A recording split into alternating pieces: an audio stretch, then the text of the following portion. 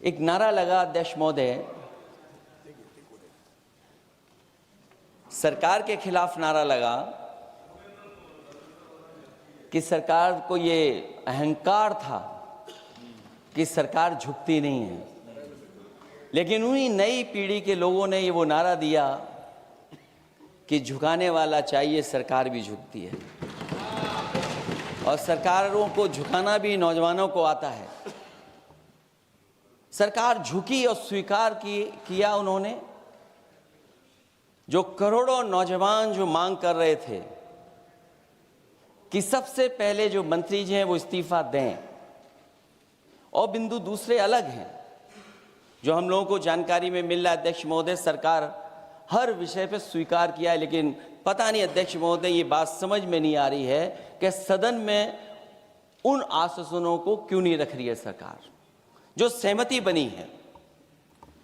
और उसके बाद अध्यक्ष महोदय, हम लोगों ने देखा कि जब मंत्री जी लौटे हैं, मंत्री नहीं रहे, उसके बाद सदन के बाहर उनका स्वागत किया गया। अध्यक्ष महोदय, जो स्वागत हुआ उसके लिए हमें कोई शिकायत नहीं है, लेकिन माननीय सदस्यों को कितनी बड़ी राहत मिली होगी, कितने बड़े संकट से बचाया उन्होंने। एक प्रधान जी को हटा करके प्रधानमंत्री बचा लिया आपने। और ऐसा अध्यक्ष महोदय आंदोलन किसी ने नहीं देखा, जिस आंदोलन में नई पीढ़ी के लोग, कम उम्र के लोग निकल करके आ गए और जो नारे दिए गए। ये सरकार पिछले कई वर्षों से नकारात्मक प्रचार पर टिकी हुई थी, नकारात्मक राजनीति करती थी, और न जाने कितने हजार करोड़ रुपए खर्च किए होंगे सरकार ने नकारात्मक राजनीति के लिए। लेकिन नई पीढ़ी को मैं बधाई देना चाहता हूं, उनके मनोबल को और उनकी एकता को, और जिस तरीके से उन्होंने प्रचार किया, अंततः सरकार को झुकना पड़ गया। भाजपा वचन नहीं देती, जुमला देती है। तो मुझे उम्मीद है कि सभी युवा नौजवानों का जो मांग की है उन्होंने, उन सभी मांगों को सरकार स्वीकार करेगी। और सरकार ये भी स्वीकार कर लिया होगा कि कोई दल मजाक में बना तो कितनी बड़ा दल बन गया।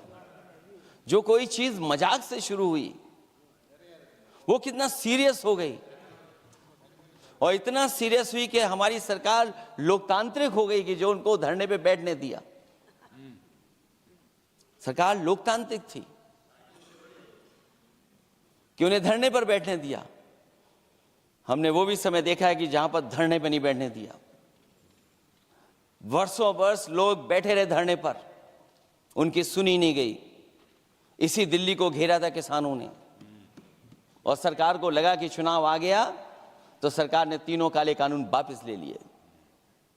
जब सरकार घबरा जाती है, डर जाती है, तो सरकार स्वीकार कर लेती है। इसीलिए वो नारा मुझे अक्सर याद आता है कि झुकाने वाला चाहिए, सरकार भी झुकती है। जो विषय लाया गया है कि prevention of unlawful means act, सरकार को कम से कम ये बताना चाहिए था कि 2024 में जब ये लेकर के आए थे तो आज 2026 में कैसे पेपर लीक हो। और केवल गिनती के 1-2 पेपर लीक नहीं हुए हैं।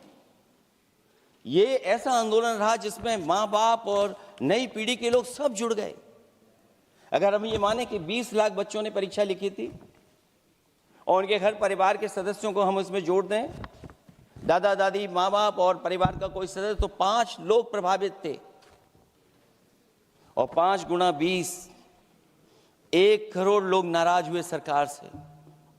और अक्सर हम पॉलिटिकल लोग हैं, हम लोग जानते हैं जब कभी आंदोलन करते हैं तो कितनी तैयारी करानी पड़ती है, गाड़ियों का इंतजाम, खाने का इंतजाम और इंतजाम। लेकिन ये पहला आंदोलन देखा कि जिसमें माँ बाप भी जुड़ गए और कहा कि जाओ बच्चों आंदोलन करो, हम आपके साथ हैं। ये पहला आंदोलन ऐसा देखने को मिला है। और केवल दिल्ली में नहीं हुआ, ये केवल दिल्ली में नहीं हुआ ये। अगर ये बात गलत है, अगर ये बात अध्यक्ष महोदय गलत लग रही है, तो देश के होम मिनिस्टर साहब को ले आइए, वो सब एक्सप्लेन कर देंगे।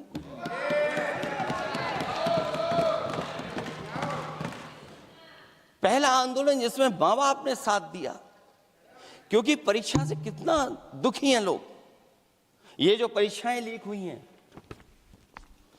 कई महीनों पहले ये किताब बना दी थी, और अध्यक्ष महोदय, जो लोग चढ़ावा चोरी नहीं बचा पाए, वो पेपर लीक कैसे बचा पाएंगे? जो भगवान के दरबार से दान गायब हो गया, दान चला गया,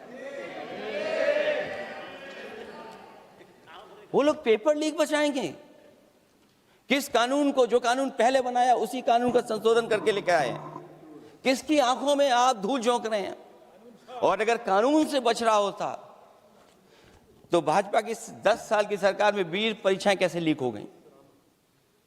20 परीक्षाएं लीक हुई अध्यक्ष महोदय, जिसमें कोर्ट तक जाना पड़ा, उसके बाद परीक्षा रद्द हुई है। दरोगा भर्ती का पेपर लीक हो गया, जूनियर इंजीनियरिंग के भर्ती का पेपर लीक हो गया, ग्राम विकास पंचायत अधिकारी का पर्चा लीक हो गया, नलकूप चालक भर्ती का, यूपी टीईटी का परीक्षा लीक हुआ, और एक बार नहीं हुआ, 3 बार पेपर लीक हुआ यूपी टेट का। हाई स्कूल बोर्ड का परीक्षा लीक कर दिया, इंटरमीडिएट की बोर्ड की परीक्षा लीक हुई, इंटरमीडिएट का फिर परीक्षा का लीक हुआ, कई बार हुई, सिपाही भर्ती लीक हुई। आप सोचिए कितनी परीक्षाएं लीक हुई हैं। और नीट परीक्षा कोई पहली बार लीक नहीं हुई, दोबारा लीक हो गई, कानून बनने के बाद लीक हुई। सहायक प्रोफेसर भर्ती लीक है, लेखपाल भर्ती लीक हुई। यूपी जैसे स्टेट, जो सबसे बड़ा स्टेट है, जहां से प्रधानमंत्री चुन करके आते हैं, वहां तक पेपर लीक हो जा रहा है। और जो संस्था परीक्षा एग्जामिनेशन करा रही है, वो एनटीए में भी आउटसोर्स कर दिया आपने। हम विपक्ष के लोगों को तो डर ये लगता है अध्यक्ष महोदय, कहीं ऐसा ना हो कि ये पूरी सरकार को आउटसोर्स कर दें। आउटसोर्स सरकार है, जो सबसे विश्वसनीय संस्था है, उसमें आउटसोर्स पे आपने कर्मचारियों को रखा हुआ है। किस बात की जवाबदेही है? यही अकाउंटेबिलिटी है आपकी? कहीं अकाउंटेबिलिटी ये तो नहीं है, आप अकाउंटेबिलिटी को ये न कहीं समझ बैठे हो कि अकाउंट को भर दे वो एबिलिटी वाला ही हमें चाहिए? कहीं वो अकाउंटेबिलिटी तो नहीं है। आप बताइए, एनटीए को आउटसोर्स किया हुआ है आपने। जिस संस्था की जिम्मेदारी है महत्वपूर्ण परीक्षा कराने की, उसमें सब आउटसोर्स।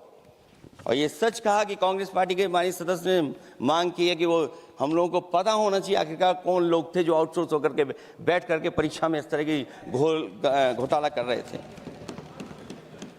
आखिरकार जवाबदेही क्या है, किसकी थी? और फिर केवल नीट की परीक्षा की बात करें और परीक्षाओं की बात करें, अगर हम अध्यक्ष महोदय, जब से सरकार बनी है तब से सरकार की कोशिश रही है कि शिक्षा, परीक्षा और यूनिवर्सिटी का ताना बाना पूरा ध्वस्त हो जाए, उसको एक रंगी बना दें हम, उसमें अंडरग्राउंड अनरजिस्टर्ड लोग शामिल हो जाएं। ये पिछले जब से भारतीय जनता पार्टी की सरकार आई है तब से हो रहा है। और फिर शुरुआत कहां से होती है? क्योंकि आप नहीं चाहते कि देश के गरीब लोग पढ़ें लिखें, आगे बढ़ें। सरकार ने सबसे पहले हमला किया प्राइमरी स्कूल पर, और प्राइमरी स्कूल कितने बंद किए हैं आपने? जहां से बच्चे की शिक्षा की यात्रा शुरू होती है। एक गरीब परिवार का बेटा, बच्चे कहां से पढ़ करके निकलते हैं? सबसे पहले प्राथमिक शिक्षा सरकारी स्कूलों से पढ़ करके निकलते हैं। हमारे बहुत सारे माननीय सदस्य होंगे, वो उन्हीं प्राथमिक विद्यालयों से पढ़ करके आज इस सदन तक पहुंचे होंगे। आपने सबसे पहले स्कूलों पे हमला किया और प्राइमरी से लेकर के नौकरी तक पे आपने हमला किया है। युवाओं के भविष्य पर आपने चोट पहुंचाने का काम किया है। और जो प्राइमरी स्कूल जो आपने बंद किए हैं, वो इसीलिए बंद किए हैं आपने कि पिछड़े, दलित और गरीब के वर्ग के परिवारों के बच्चे पढ़ लिख न जाएं। क्योंकि आज भी अगर हम देखते हैं प्राइमरी स्कूल में कौन पढ़ने जा रहा है, सबसे समाज के गरीब परिवार के बच्चे पढ़ करने जा रहे हैं।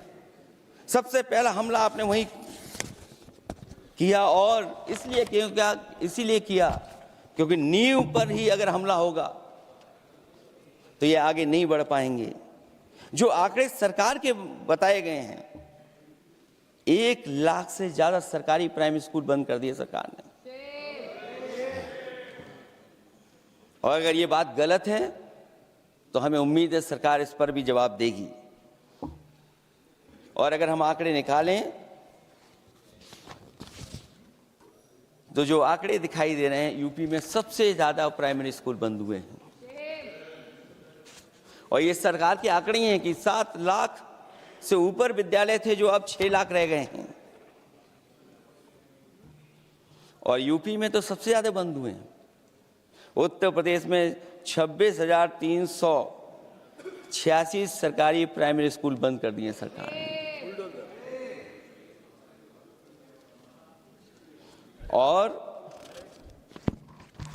केवल प्राइमरी स्कूल बंद नहीं किए हैं, नौकरी पे भी हमला किया है।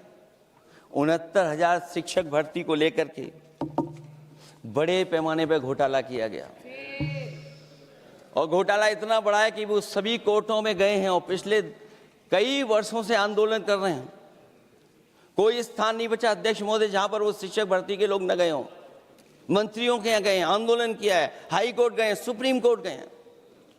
लेकिन देखिए सरकार भी कमाल की है कि सरकार उनको नौकरी नहीं देना चाहती। और इसलिए नौकरी नहीं देना चाहती है क्योंकि उन्होंने भर्ती गलत की है। और भर्ती में जिन लोगों का अधिकार छीना है वो सबसे ज़्यादा पिछड़े और दलित परिवार के बेटे, जिनका अधिकार इस सरकार ने छीना है। और ये अगर बात नहीं ठीक है तो हमें उम्मीद है कि सरकार इसका भी जवाब देगी। माध्यमिक स्कूलों को भी बंद किया जा रहा है और बड़े पैमाने पे स्कूल बंद हुए हैं। और जो बोर्ड की परीक्षाएं लीक हुई हैं, पूरे देश में बड़े पैमाने पर बोर्ड परीक्षाओं के पेपर लीक किए गए हैं।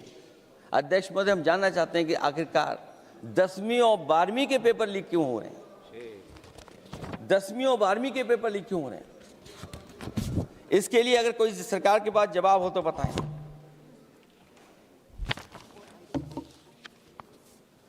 और जो बच्चियों ने जान दी है नीट की परीक्षा में, जब परीक्षा का पेपर लीक हो गया है, अध्यक्ष महोदय, मैं अपनी तरफ से, पार्टी की तरफ से और सभी की तरफ से उन्हें श्रद्धांजलि देता हूं। और हमें उम्मीद है कि सरकार उन बच्चों की मांग मानेगी जिन बच्चों ने ये शर्त रखी है कि उनके परिवार के लोगों को 1 करोड़ मुआवजा दिया जाए। जब उच्च शिक्षा में जिस तरीके से भर्ती हो रही है, अध्यक्ष महोदय, जो उच्च शिक्षा की भर्ती है उसमें जो अपॉइंटमेंट हो रहे हैं उनके बारे में तो क्या चर्चा करें कि जब संस्था पे सबसे ऊपर बैठा व्यक्ति ही अन्याय करेगा तो पूरी संस्था में अन्याय होगा। जब से ये सरकार आई है, जो बड़ी बड़ी संस्थाएं हैं उन सब संस्थाओं में एक रंगी लोगों को बैठा करके उन संस्थाओं को ध्वस्त करने का काम कर रहे हैं। और न केवल उन संस्थाओं को खराब कर रहे हैं, बल्कि अध्यक्ष महोदय, उत्तर प्रदेश में एक स्वतंत्र सेनानी, उनके नाम पर यूनिवर्सिटी बनी, मौलाना जौहर यूनिवर्सिटी बनकर के तैयार हो गई। इन्होंने कोई सरकारी यूनिवर्सिटी नहीं बनाई। और अगर कोई प्राइवेट यूनिवर्सिटी बन भी गई है तो उसको भी हथौड़ा लेकर के तोड़ने की तैयारी कर रहे हैं ये लोग। ये नफरत की राजनीति कहां लेकर के पहुंचा देगी। और जब से बीजेपी की सरकार आई है तब से नफरत की राजनीति और दूसरे लोगों के साथ किस तरह का व्यवहार हो रहा है, उन्हें कहीं भी न्याय तक नहीं दिला पाई सरकार। और जब नौकरी की बात आ जाए तो अध्यक्ष महोदय, अग्निवीर भर्ती में भी जो हर साल में कितनी भर्ती होती थी, कभी 80,000 भर्ती हुआ करती थी, अब भर्ती केवल 10,000 हो पा रही है। आखिरकार अध्यक्ष महोदय, सरकार नौजवानों की पढ़ाई और नौकरी पे हमला क्यों कर रही है? और नौकरी पे हमला क्यों हो रहा है? जब आप ये कहते हैं कि हमारे नौजवान हमारी डेमोग्राफिक डिविडेंड बन करके आए हैं, कहीं यही नौजवान हमारी आपदा न बन जाए, इसके बारे में भी सरकार को सोचना चाहिए। और मैं ये जरूर कहना चाहता हूं कि अध्यक्ष महोदय, अगर शिक्षा अच्छी होगी, परीक्षा सच्ची होगी, तो तरक्की भी पक्की होगी। और ये तरक्की नहीं चाहते हैं, इसीलिए शिक्षा पर और परीक्षा पर हमला कर रहे हैं। मैं इन्हीं शब्दों के साथ अध्यक्ष महोदय आपका धन्यवाद देता हूं। और जो बिल लेकर के आए हैं आप, बिल तो 24 में भी लेकर के आए थे आप, जो 24 में बिल लेकर के आए थे, उसके बाद नीट परीक्षा का पेपर लीक क्यों हो गया, ये आप बता देना मंत्री जी। आपको एक कानून बनाने के बाद दूसरा कानून बनाना पड़ रहा है, ये क्या वजह है? और आपको मंत्री जी का स्वागत इसलिए करना पड़ रहा है कि आपको संकट से बचा लिया। और अगर अखिलेश जी तो समाजवादी है। मैं पूछना चाहता हूं कि छात्रों का आंदोलन के बाद सरकार उनका बात सुन के पार्लियामेंट में बिल लेके आता है, ये अच्छा है? या जो आंदोलन होता है तो उसको कुचलने के लिए देश में इमरजेंसी लगा देता है, वो अच्छा? आप बता दीजिए।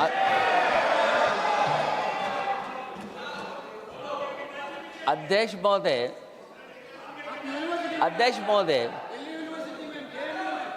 महोदय, मैं इमरजेंसी को तो नहीं देखा हूं, लेकिन इमरजेंसी में क्या क्या हुआ है वो अभी दिल्ली की राजधानी में भी देखने को मिल गया है।